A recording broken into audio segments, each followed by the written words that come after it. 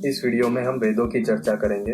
वेद 4 प्रकार के हैं: ऋग्वेद, यजुर्वेद, सामवेद और अथर्ववेद। इन सभी वेदों का कोई लेखक या रचयिता नहीं है।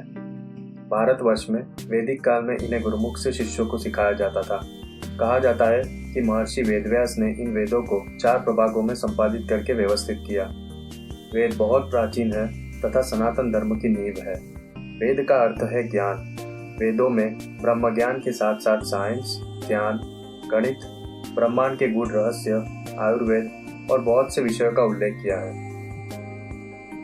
ऋग्वेद सबसे पुराना वेद है, जिसके कुल 10 मंडल, 1028 सूक्त और 10,600 मंत्र है। आधुनिक काल में ऋग्वेद के 10 मंडलों की 10 पुस्तकें हैं। ऋग्वेद के 10वें मंडल का 129वां नासदीय सूक्त बहुत प्रख्यात है। इस सूक्त ने भारत के ही नहीं पर विश्व के बहुत से विद्वानों का ध्यान अपनी तरफ आकर्षित किया है। इस सूक्त में ब्रह्मांड के उद्भव तथा उसके विस्तार का उल्लेख किया है। विश्वामित्र द्वारा रचित गायत्री मंत्र का उल्लेख ऋग्वेद के 3रे मंडल में किया गया है। इसके अलावा विवाह प्रसंगिक मंत्र तथा अंतिम संस्कार विषयक मंत्र का समावेश ऋग्वेद में किया गया है, जिसका अनुसरण आज भी भारतवर्ष में किया जाता है। ऋग्वेद में अरिथमेटिक नंबर्स 1 से 9 पाए गए हैं और 10, 20 से लेकर 90 तक का उल्लेख भी ऋग्वेद में है। ऋग्वेद में ऐसे करीबन 100 से ज्यादा नंबर्स के रेफरेंस है। पूरे विश्व को नंबर का ज्ञान ऋग्वेद से ही प्राप्त हुआ है। इस नंबर्स के बिना कंप्यूटर्स और बहुत सी टेक्नोलॉजी का अस्तित्व संभव नहीं था। यजुर्वेद के मंत्रों को यजु कहते हैं। यजुर्वेद के मंत्र गद्य परक है। अन्य उक्ति के अनुसार यजुर्वेद के मंत्र के बारे में कहा गया है कि उनमें अक्षरों की संख्या निर्धारित नहीं है, इसीलिए वे यजु है। ये निर्णय मंत्र की रचना को लेकर किए गए हैं। ऋग्वेद के लगभग 663 मंत्र यथावत यजुर्वेद में है। यजुर्वेद को यज्ञ के संबंधित माना जाता है। कहा जाता है कि यज्ञों को विधि विधान के साथ किया जाए तो प्रकृति के संतुलन बनाए रखने में मदद मिलती है। ऋषि पाणिनि ने यज्ञ की व्युत्पत्ति यज नामक धातु से की है।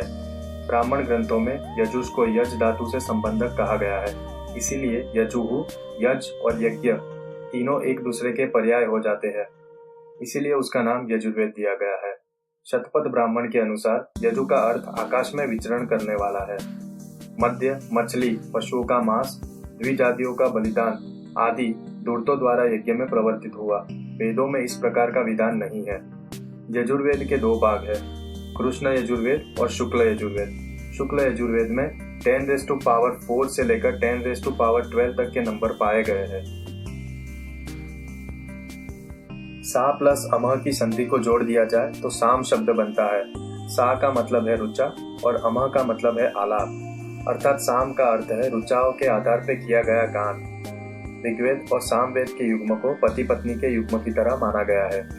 वायु पुराण, भागवत पुराण, विष्णु पुराण के अनुसार ऋषि वेदव्यास ने जैमिनी को सामवेद की शिक्षा दी, इसलिए ऋषि जैमिनी ही सामवेद के आचार्य माने जाते हैं। श्री कृष्ण ने भागवत गीता में वेदानाम सामवेदोस्मि कहकर सामवेद की गरिमा को बढ़ाया है। सामवेद की सभी ऋचाएं ऋग्वेद से ली गई है और उसकी कुल संख्या 1875 है। सामवेद में ज्ञान के साथ भावना के संयोग का महत्व समझाया है। ये सत्य है कि ज्ञान दृष्टि से ईश्वर का साक्षात्कार किया जा सकता है, किंतु भावना के अभाव में ज्ञान दृष्टि अपूर्ण है। भावना ही देवों का निवास स्थान है। उनके साक्षात्कार का मुख्य आधार भावना ही है। इस भाव विज्ञान को ऋषियों ने समझा और सामवेद में उसका वर्णन किया। Western scholar Lawrence D Wallace ने इसी रहस्य को समझने के लिए कई प्रयोग किए और उन्होंने पाया कि नीरस हुए व्यक्ति में खुशी की भावना करने से 4 या 5 दिनों में खुशी की लहरें फिर से दौड़ने लगती है। सामवेद में भावना को अभिव्यक्त करने के लिए गायन को सर्वश्रेष्ठ माना है। एकाग्र की हुई मना शक्ति से विद्या से लेकर जीवन के किसी भी क्षेत्र में चमत्कारिक सफलताएं प्राप्त की जा सकती है। इस भाव विज्ञान को लॉ ऑफ अट्रैक्शन के साथ जोड़ा जा सकता है। भारतीय संगीत शास्त्र की नींव सामवेद ही है। अथर्ववेद संहिता अन्य वेदों की तरह ही पवित्र मंत्रों का संग्रह है। उसमें 20 कांड, 730 सूक्त और 5987 मंत्र है। अथर्ववेद को 4 भाग में बांटा जा सकता है। प्रथम भाग 1 से 7 कांड। इस विभाग में छोटे छोटे से सूक्त है। प्रथम कांड के प्रत्येक सूक्त में 4 मंत्र है।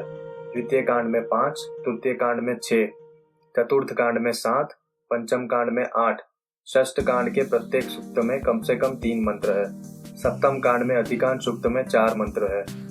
द्वितीय भाग 8 से 12 कांड। ये सभी कांड बड़े बड़े सूक्त वाले हैं, परंतु प्रत्येक कांड एवं सूक्तों के विषय भिन्न भिन्न विषयों वाले हैं। 12वें कांड के प्रारंभ में भूमि सूक्त है, जिसमें भौगोलिक परिदृश्यों एवं राजनैतिक सिद्धांतों का वर्णन किया गया है।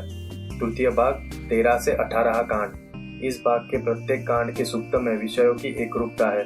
13वां कांड अध्यात्मक विषयक मंत्र, 14वां कांड विवाह विषयक मंत्र, 15वां कांड यज्ञ विषयक मंत्र, 16वां कांड लू स्वप्न नाशक मंत्र, 17वां कांड सम्मोहन विषयक मंत्र, 18वां कांड अंत्येष्टि एवं पितृमेध विषयक मंत्र। चतुर्थ भाग 19 से 20 कांड। 19वें कांड में भेषज, राष्ट्रवृद्धि तथा आध्यात्मिक विषयक मंत्र है। 20वें कांड में सोमयाग विषयक मंत्र है तथा अधिकांश मंत्र ऋग्वेद के हैं। अथर्ववेद को कई वेस्टर्न स्कॉलर्स ने full of black magic and witchcraft कहा है, जो सत्य नहीं है। अथर्ववेद के 17वें कांड में 30 मंत्र है, जो सम्मोहन के विषय में है। बाकी के 19 कांड में भिन्न भिन्न विषयों पर मंत्र है। आइए हम देखते हैं अथर्ववेद के अन्य विषय, जो ये सिद्ध करता है कि वो सिर्फ ब्लैक मैजिक पर आधारित वेद ना होकर पवित्र मंत्र का संग्रह है। अथर्ववेद संहिता में 1 और 10, 3 और 30, 9 और 90 के बीच का संबंध समझाया गया है। अयुत का मतलब है 10,000 और शतम च अयुतम का अर्थ है 1 मिलियन। अथर्ववेद में बहुत से सूक्त में बताया गया है कि शरीर को स्वस्थ कैसे रखना है, जिससे मनुष्य की आयु में वृद्धि हो। वात, पित्त और कफ का जिक्र अथर्ववेद में किया गया है। अथर्ववेद में कई चिकित्सा विषयक मंत्र है, जैसे कि दीर्घायुष्य, सामान्य चिकित्सा, विशिष्ट रोगों के लिए इलाज, जंतुओं का विनाश, विषहर औषध, दर्द, पीड़ा और पाप मुक्त होने के लिए मंत्र, खाद्य और एकरूपता, जवाहरात पहनने पर आधारित चिकित्सा। अथर्ववेद में कास्ट सिस्टम का उल्लेख है, पर शूद्र शब्द का जिक्र नहीं है। विश शब्द का प्रयोग किया है, जिसका अर्थ है सभी लोग या मजदूर, जो ट्रेडर, व्यापार, वाणिज्य, रथ बनाने वाले और किसान जैसे व्यावसायिक कार्य से जुड़े हैं। अथर्ववेद में सभी को समान माना गया है। मैं मानता हूँ कि ये ऊंच नीच का खेल किसी एक जाति ने समाज में प्रभुत्व प्राप्त करने हेतु किया होगा, जिसकी जड़ें आज भी भारतीय समाज में इतनी गहरी गड़ी है कि उनको निकालना बहुत मुश्किल है। इस वीडियो के द्वारा सभी प्रकार के जाति के लोगों की तरफ एक ही भावना बनी रहे, यही मैं आशा करता हूँ और यही मेरा सुझाव है। इसके अलावा विवाह विषयक मंत्र, भूमि सूक्त, जॉइंट फैमिली, शिक्षण, force and defence, hospitality for strangers, house, many languages and religion, कमल और 3 गुण, तमस, रजस, सत्व, भिक्षुक, वननेस, पॉलिटी एंड गवर्नेंस, आध्यात्मिक मंत्र, तप, कालचक्र, वाक प्रभाव, जिसे हम पावर ऑफ वर्ड भी कह सकते हैं, ऐसे कई मंत्र भिन्न भिन्न विषयों पर है। अब आप ही सोचिए, क्या अथर्ववेद में सिर्फ काला जादू है